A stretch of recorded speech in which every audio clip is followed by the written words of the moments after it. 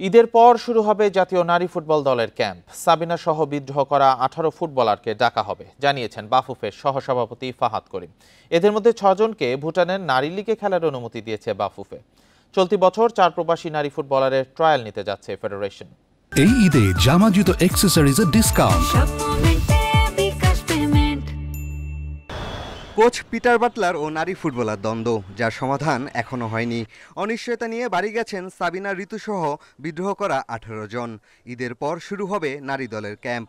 বাকিদের মতো তাদেরও ডাকবে বাফুফে। ফুটবলটাকে কখনো কোনো ব্যক্তিকেন্দ্রিক করি না। So football is football and football is above everyone. So যখন সময় হবে তখন যাদের ডাকা হবে সবাইকে ডাকা হবে। তারা যারা আসবেন দে আর মোস্ট ওয়েলকাম। কেউ যদি না আসে সেটা তাদের সিদ্ধান্ত। 15 এপ্রিল শুরু হচ্ছে ভুটানের নারী লীগ। বাংলাদেশ থেকে ডাক পেয়েছেন 7 ফুটবলার। সাগরিকা ছাড়াও আছেন বিদ্রোহ করা সাবিনা, ঋতু, মাসুরা, মনিকা, সুমায়া ও রূপনা।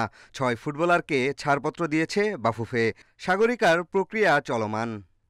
ওরা ইন্ডিভিজুয়ালি সাগরিকের ব্যাপারে ইন্টারেস্ট দেখিয়েছিল, সে ব্যাপারে আমরা সর্বাত্মক সহায়তা করেছি।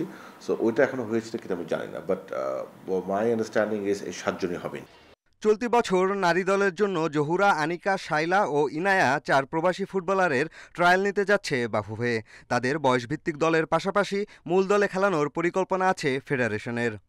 হিস্টোরিক্যালি যেটা হতো যে একদিনের কিছু আওয়ার্সের একটা ট্রায়াল, সেটা না, একদম complete professionally managed 3 to 5 days trial হবে. We are hoping about 30 men footballer and about 1 or 2 female footballer as well. 23 June থেকে 5 জুলাই মিয়ানমারে হবে নারীদের এশিয়ান কাপ বাছাই। প্রস্তুতির অংশ হিসেবে জর্ডান, মালয়েশিয়ার মতো দলের সাথে আফিদাদের ম্যাচ আয়োজনের চেষ্টা চলছে। বিকল্প হিসেবে 3 জাতির টুর্নামেন্ট খেলার পরিকল্পনাও আছে বাফুফের। পিয়াস সাহা, ইন্ডিপেন্ডেন্ট নিউজ, ঢাকা।